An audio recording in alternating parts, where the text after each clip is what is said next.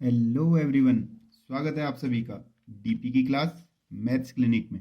Dear students, इस video lecture में हम राम सिंह यादव के 50 एक्सरसाइज सेट वाली बुक के पार्ट नंबर 12 को सॉल्व करने जा रहे हैं। तो चलिए स्टार्ट करते हैं आज के अपने इस वीडियो लेक्चर को। देखिए स्टूडेंट्स, आज का हमारा फर्स्ट क्वेश्चन है, एक चुनाव में अ, ब और सौ ने कुल मिलाकर 2000 मत प्राप्त किए। मीन्स अ प्लस ब प्लस 100 ने मिलाकर कुल 2000 मत प्राप्त किए। यदि अ और 100 ने मिलकर और 100 ने मिलकर कितने मत प्राप्त किए हैं? 1500। ठीक है, ब और 100 ने मिलकर ब प्लस 100 ने मिलकर किए हैं 800 मत प्राप्त। तो स्टूडेंट्स, हम इन्हें इक्वेशन 1, 2, 3 से तो दिखा सकते हैं। अब हमसे पूछा है 100 द्वारा प्राप्त किए गए मतों की संख्या कितनी है।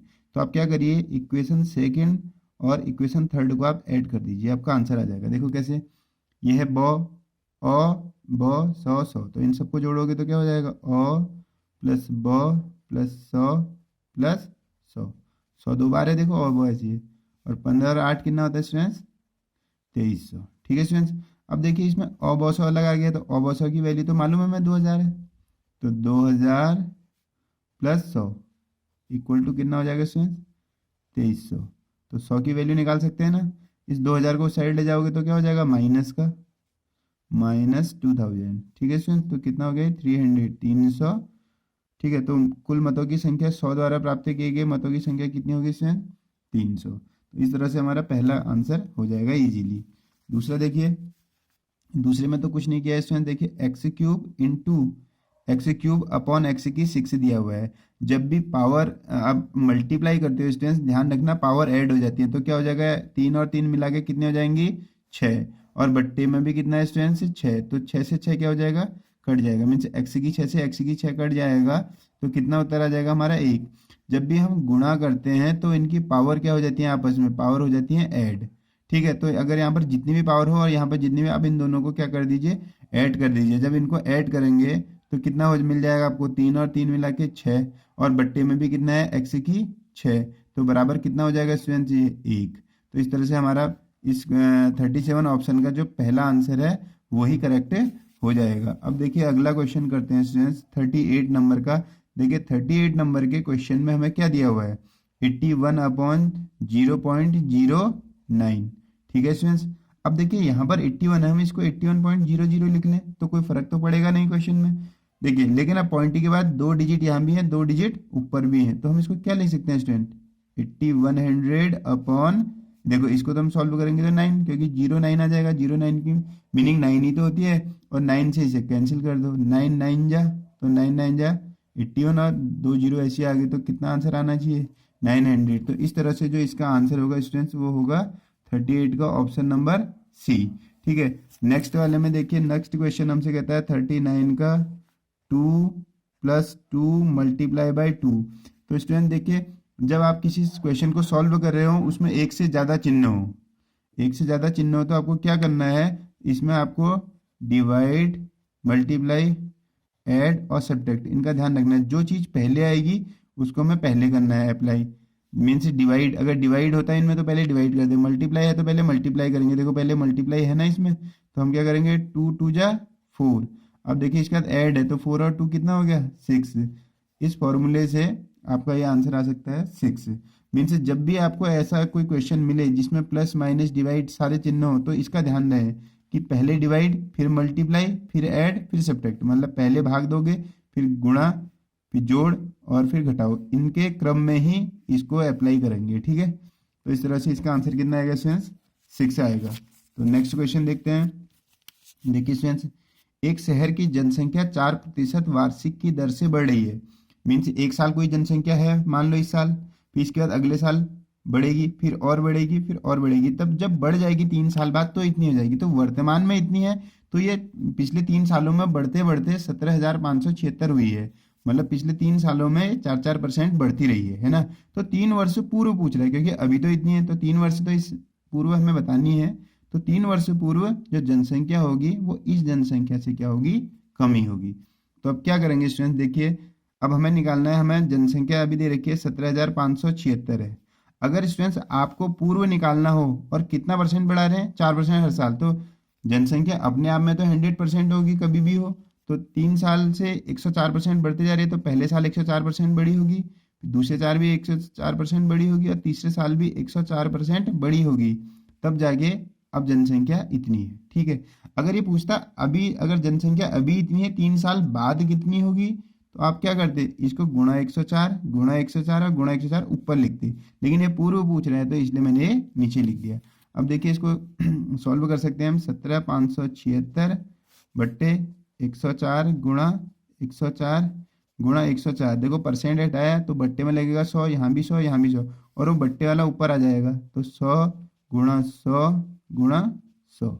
इस तरह से आप क्या कर सकते हो, इसको सॉल्व कर सकते हो। अब 104 से आप 17,576 को काटोगे, पूरी तरह से कट जाता है, मतलब कंप्लीटली, तो इसको काटना जितना आएगा इनको गुणा करके और इससे भाग देना है आपको। जब आप सॉल्व कर लेंगे स्टूडेंट्स तो ये आपका आंसर आ जाएगा यहाँ पर, इसका जो पहला ऑप्शन है यही आंसर इसका आता है, 15,625। ठीक है स्टूडेंट्स, 15,625 इसको सॉल्व करने के बाद आ जाएगा। थोड़ी कैलकुलेशन आप खुद से भी करिए, क्योंकि जब आप कैलकुलेशन करेंगे तभी आप एग्जाम में उसी तेजी के साथ क्वेश्चनों को सॉल्व कर पाएंगे। ठीक है, तो 15,625 इसका आंसर होगा।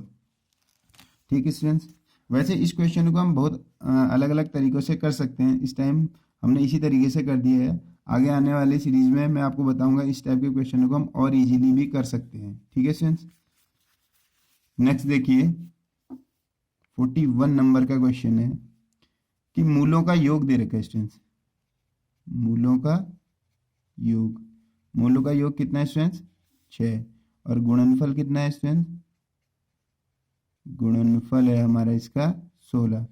अब द्विघात समीकरण बनानी है, जनरली आप इसे द्विघात बहुपद बना लो, इक्वल टू 0 लगा देना, समीकरण बन जाएगी। तो द्विघात बहुपद बनाने का जो फॉर्मूला है वो है एक्स स्क्वायर माइनस शून्यकों का योग इंटू एक्स इंटू शून्यकों का गुणनफल। ठीक है स्टूडेंट्स, तो अब देखो एक्स स्क्वायर तो यही है, शून्यकों का योग, शून्यकों का योग या मूलों का योग कितना है 6, बाहर से लगेगा एक्स, गुणनफल कितना है स्टूडेंट्स 16। ठीक है, तो क्या हो जाएगा ये एक्स स्क्वायर माइनस 6x धन 16। अब समीकरण बनानी है तो इसको बराबर 0 कर दीजिए, तो इस तरह से आपका जो आंसर होगा एक्स स्क्वायर माइनस 6x धन 16 होगा। ठीक है, ये फॉर्मूले में वैल्यू पुट करो और आपको आंसर मिल जाएगा। तो एक्स स्क्वायर माइनस 6x धन 16, देखिए इन दोनों ऑप्शनों में से तो कोई भी नहीं है। देखते हैं इसके अगले ऑप्शन में, एक्स स्क्वायर माइनस 6x धन 16, इसका ये थर्ड ऑप्शन है। देखिए यही ऑप्शन हमारा आ रखा है, एक्स स्क्वायर माइनस 6x धन 16 बराबर 0। तो इस तरह से आपका ये आंसर आ जाएगा। ठीक है स्टूडेंट्स, अब देखिए अगला क्वेश्चन कहता है हमसे, ये 43 नंबर का क्वेश्चन है। देखो 43 क्वेश्चन में हमें दे रखा है कि एक आयताकार एक लॉन है जिसकी लंबाई चौड़ाई हमें दे रखी है, लंबाई है इसकी 24, चौड़ाई है इसकी 16। तो लेकिन ये कहता है कि इसके चारों ओर 2-2 मीटर का एक पथ बना हुआ है, तो 2 मीटर का हम इसे चौड़ा और बना देते हैं। देखिए अब ये 24 था तो 2 इधर हो गया, 2 इधर हो गया, कितना हो जाएगा 28 मीटर लंबा हो जाएगा। ऐसे देखिए 16 था तो 2 पर 2 नीचे, तो ये टोटल कितना हो जाएगा यहाँ से यहाँ तक 20 हो जाएगा। अब आपसे कह रहा है ये जो पथ है रास्ता, इस रास्ते की चौड़ाई आप जो है ये इसका क्षेत्रफल बताना है। ठीक है, तो पथ का क्षेत्रफल हम क्या कर सकते हैं, इस बड़े वाले आयत से इस छोटे वाले आयत को हम माइनस कर दें, तो हमारा क्या बच जाएगा बच्चों, हमारा बच जाएगा इस पथ का क्षेत्रफल। तो क्या करेंगे, बड़े का क्षेत्रफल क्या होता है, दोनों ही आयताकार हैं तो लंबाई गुणा चौड़ाई है ना, तो हम लिख देते हैं पथ का क्षेत्रफल, पथ का क्षेत्रफल, क्षेत्रफल क्या होगा, पथ का क्षेत्रफल होगा 28 गुणा 20, क्योंकि बड़ा वाला देखो लंबाई 28 है और यहाँ 20 है, माइनस इस छोटे वाले को माइनस करना है, तो ये कितना हो जाएगा 24 गुणा 16। ठीक है स्टूडेंट, तो ये 24 गुणा 16 हो गया। अब 28 दूना आप सबको मालूम है 28 दूना 56 होता है, तो कितना हो जाएगा ये 560, और ये हो गया 16 चौको 64, 6 हो गया, 16 दूना 32, 6 38, 384 हो गया। अब इसको माइनस कर लीजिए, 10 में से 4 जाएगा तो कितना होगा 6। ठीक है, ये 15 हो गया, 15 में से 8 7, ये हो गया 4, 4 में से 3 1, तो 176 वर्ग मीटर हो जाएगा। ठीक है स्टूडेंट्स, वर्ग मीटर। देखो इसका आंसर है 176 वर्ग मीटर। तो आपको कुछ नहीं करना है, आपको बताया था कि एक आयताकार एक लॉन है जो 24 × 16 मतलब लंबाई और चौड़ाई है, इसके 2-2 मीटर मतलब 2 मीटर चौड़ा। देखो 2 मीटर चौड़ा इधर को दो, ये हो जाएगा, ये भी 2 हो जाएगा, ऊपर को भी 2, नीचे को भी 2, तो सब जगह 2 मीटर होगा। तो इसकी लंबाई 2 इधर कितनी हो जाएगी, 24 और 4 28 हो जाएगी। ऐसे ये 16 है तो 2 नीचे 2 ऊपर, 16 4 20 हो जाएगी। तो बड़े वाले में से छोटे वाले को माइनस कर दो, आपको अंदर का जो एरिया है वो आंसर आ जाता है। ठीक है स्टूडेंट, पेपर में कई बार ये क्वेश्चन इस टाइप से भी आ जाता है कि एक वृत्ताकार पथ है जिसकी त्रिज्या कुछ दी होती है 10, और एक उसके एक वृत्ताकार पथ और देता है कि मान लो ये 5 है, बताइए इसका क्षेत्रफल बताइए। तो यहाँ भी आपको ये करना है, बड़े वाले वृत्त के क्षेत्रफल में से छोटे वाले वृत्त के क्षेत्रफल को आप माइनस कर दीजिए, आपका पथ का क्षेत्रफल आ जाएगा। तो पेपर में ध्यान दीजिएगा, अगर वृत्त आया हो तो दोनों में वृत्त का क्षेत्रफल लगाएंगे, मतलब πr² और यहाँ पर भी πr²। बड़े के लिए r 10 होगा, छोटे के लिए 5। अब ये कुछ भी हो सकता है, ये तो मैंने एक एग्जाम्पल सेट किया है। ठीक है, इस तरह से आप क्वेश्चनों को कर सकते हैं। अगला देखिए स्टूडेंट्स, अगला क्वेश्चन है हमारा, ये हमसे कहता है, इसमें देखिए 25 20 15 10 5 0।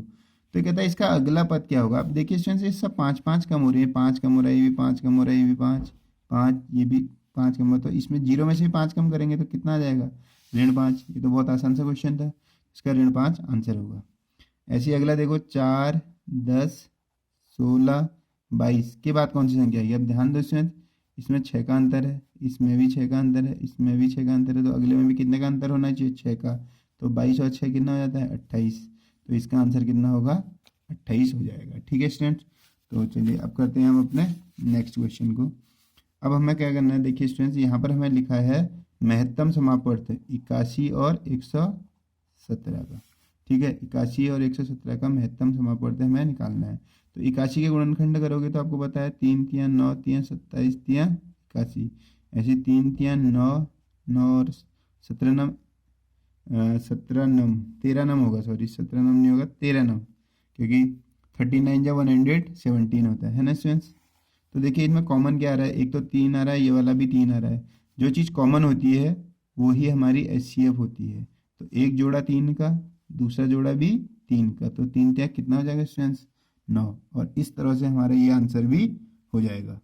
ठीक है, अब नेक्स्ट करते हैं स्टूडेंट, देखिए नेक्स्ट क्वेश्चन है, ये आपका 9 आंसर था। अगला दे रखा है 0.45 अपॉन 0.12339। अब देखो ये है, इसका आंसर हमें सॉल्व करना है। अब देखिए यहाँ पर 4 अंक हैं, यहाँ 2 ही हैं, तो अपने मन से 2 0 बना लीजिए। ठीक है स्टूडेंट्स, तो अब कितना हो जाएगा ये, अगर मैं इसको पॉइंट हटाता हूँ ऊपर भी नीचे भी, ऊपर से हटाऊंगा तो ये 4500 बन जाएगा स्टूडेंट्स, और नीचे से 4 अंक घटेंगे तो 9 बन जाएगा, तो 9 पंचे 45, तो ये कितना हो जाएगा 500। तो इस तरह से इसका आंसर कितना आएगा स्टूडेंट्स, इसका आंसर होगा 500। ठीक है स्टूडेंट्स, तो अब देखिए नेक्स्ट क्वेश्चन करते हैं। 11/2 प्लस 31/3 प्लस 41/2। तो देखिए स्टूडेंट्स, हम इसमें क्या कर सकते हैं, इसमें हम एलसीएम ले सकते हैं। इन सबका एलसीएम कितना आएगा स्टूडेंट्स, ये तो बहुत ईजी है, 6। तो 2 से 3 बार, 2 3 6, तो 11 से 3 को कर लो 33। 3 से 2 बार तो 31 दूना 62, 2 3 6, 3 से 1 40, 3 निकम 3, 3 चको 12, 123। अब इन सबको जोड़ दो, देखो कितना हो रहा है, ये 3 2 5 3 8, 6 7 8 9 10 11, 218 बट्टे कितना हो जाएगा स्टूडेंट, 6। इसको काट दीजिए, 109/3, 2 से कैंसिल हो जाता है, तो 109/3 इसका आंसर होना चाहिए। देखिए मिलाते हैं 109/3, देखो इसमें 109/3 वाला तो कोई नहीं है, इसका मतलब है इनमें से कोई नहीं। ठीक है स्टूडेंट्स, देखिए स्टूडेंट्स हमारा 49 नंबर का क्वेश्चन है। A/B 3/4, B/C दे रखा है 6/5, मीन्स A/B बराबर 3/4, B/C बराबर 6/5। अब हमें बताना है स्टूडेंट्स कि A/B प्लस C का मान क्या होगा। हमें क्या बताना है, A/B प्लस C का मान क्या होगा। ऐसे क्वेश्चनों में स्टूडेंट्स आपको एक चीज़ का ध्यान रखना होता है हमेशा, सबसे पहले देखिए ए बी यहाँ है और यहाँ बी सी, इसका मतलब बी दोनों में है, तो बी दोनों में है तो दोनों में सेम ही वैल्यू होनी चाहिए इनकी। अब यहाँ देखिए बी की वैल्यू है 4 और यहाँ पर बी की वैल्यू है 6, तो ये हमें किसी तरह से हमको इन दोनों को इक्वल करना होगा, अदरवाइज आप इस क्वेश्चन का जो आंसर लिखेंगे वो रॉन्ग हो जाएगा। तो क्या करेंगे स्टूडेंट्स, हम ये कर सकते हैं, हमें मालूम है 6 और 4 का जो एलसीएम है वो 12 होता है, मीन्स 6 और 4 का जो लॉसा होता है वो कितना होता है 12, तो किसी तरह से हम इन दोनों को 12 बना लेते हैं। वैसे तो और भी तरीके हैं इनको हम सही कर सकते हैं, पर सबसे बढ़िया तरीका है कि इन दोनों का एलसीएम देखो कितना होगा 12, तो यहाँ पर 12 कैसे बनेगा, 4 3 12, ये 6 दूना 12, तो 3 से इसको गुणा कर लो, 2 से इसको, तो क्या हो जाएगा दोबारा देखो ए अनुपात बी, तो हमने इसको 3 से गुणा करना है तो 3 3 9, 4 3 12, ऐसे देखो बी अनुपात सी, तो 2 से गुणा करना था इसे, 6 दूना 12, 5 दूना 10। अब देखिए बी और दोनों में बी बराबर है, तो हम इसका सीधे से आंसर दे सकते हैं। देखो ए कितना है हमारा, ए है हमारा यहाँ पर 9। अब आपने ऊपर वालों को नहीं देखना है क्योंकि सही करके ये लिखे, तो ए यहाँ से देखिए 9 अनुपात बी प्लस सी, तो बी कितना है 12, सी कितना है 10, तो कितना हो जाएगा 9 अनुपात 22, तो इसका मतलब इसका आंसर जो होगा 9 अनुपात 22 होगा, जो कि इसका पहला ही आंसर है। ठीक है स्टूडेंट्स, बहुत इजी क्वेश्चन था, थोड़ा सा समझने वाली बात है कि इसमें जो भी ए बी सी को रिपीट हो रहे हैं तो आपको ध्यान देना है कि वो सब वो सेम होने चाहिए। मीन लाइक यहाँ पर बी दोनों जगह आया था, यहाँ एक में 4 है एक में 6 है, तो हमने दोनों को एक जैसा बना लिया, दोनों को 12 12। ठीक है, उसके बाद हमने सॉल्व भी किया तो देखो हमारा आंसर आ गया था। ठीक, अब करते हैं नेक्स्ट क्वेश्चन। ये क्वेश्चन स्टूडेंट सबसे ज़्यादा ईजी है, ये आपका पहले वाले क्वेश्चन से भी ज़्यादा ईजी है। देखिए क्या कहता है इस क्वेश्चन में, दो संख्याओं का योग 65 है, योग कितना है 65, लेकिन अनुपात में योग कितना है, उनका अनुपात 6 और 7 है, तो अनुपात में योग है 13, तो 13 से 65 को भाग दे देते हैं, तो एक अनुपात का मान कितना होगा स्टूडेंट्स, एक अनुपात का मान होगा 5, तो इनका अनुपात 6 और 7 है, तो 6 से इसको गुणा करो, 6 पंचे 30 और 7 से करोगे 7 पंचे 35, तो वो संख्याएं क्या होंगी 30 और 35 के अनुपात में होंगी। तो वे संख्याएं क्या होंगी कह रहा है 30 और 35। देखो आपको इसमें कुछ भी नहीं करना पड़ा था, दो संख्याओं का योग 65 था, योग जो संख्या है उनका योग में तो 65 है, लेकिन अनुपात में योग कितना है 13, 6 और 7 कितना होता है 13, तो 13 से 65 को भाग दोगे तो ये एक 13 ही कम 13, 13 पंचे 65, इसका मतलब एक अनुपात का मान 5 के बराबर है। तो संख्याएं तो 6 और 7 में है, तो 6 को भी 5 से करेंगे 6 पंचे 30, 7 को भी 5 से करेंगे तो 7 पंचे 35, इस तरह से इनका जो अनुपात होगा वो कितना होगा 30 और 35 का। तो वे संख्याएं क्या होंगी, वे संख्याएं 30 और 35 होंगी। ठीक है, जो यहाँ पर लिखा है वे संख्याएं क्या है, तो वे संख्याएं क्या है 30 अनुपात 35 लिखा है, तो 30 अनुपात 35 आप लिख सकते हो। ये 30 और 35 हो सकता है, पर उसने अनुपात में लिखा है तो हमने इसलिए आंसर ऐसे लिख दिया, अदरवाइज वे संख्याएं क्या क्या है 30 और 35 है। उम्मीद करता हूँ आज की ये क्लास भी आपको समझ में आई होगी। अगर समझ में आई है तो बने रहिए हमारे साथ, अगर अच्छा लगा हो आपको तो लाइक कीजिए, सब्सक्राइब कीजिए और बने रहिए हमारे साथ। मिलते हैं आपको नेक्स्ट वीडियो लेक्चर में।